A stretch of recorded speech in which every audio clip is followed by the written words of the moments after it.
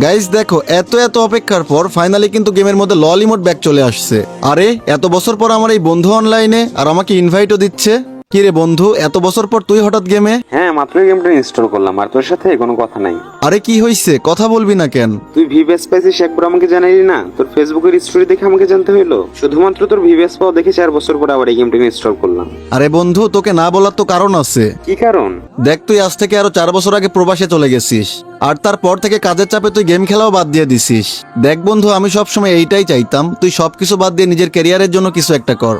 আমি যদি তোকে এখন বলতাম যে আমি ভিভ্যাস পাইছি, তুই কি করতি? খুশিতে আবারও গেম নামায় আবারও গেম খেলা শুরু করতি। আমি চাই না তোর গেম খেলার জন্য তোর কাজের কোনো ক্ষতি হোক, শুধুমাত্র এই একটা কারণেই তোকে বলি নাই।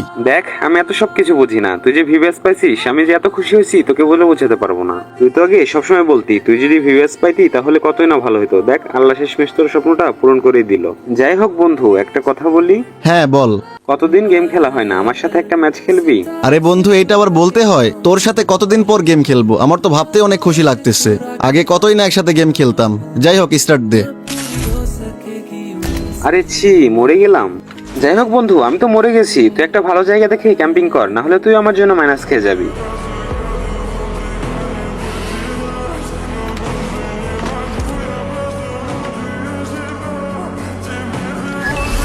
কিরে বন্ধু, আমি ওর বাঁচলাম কিভাবে?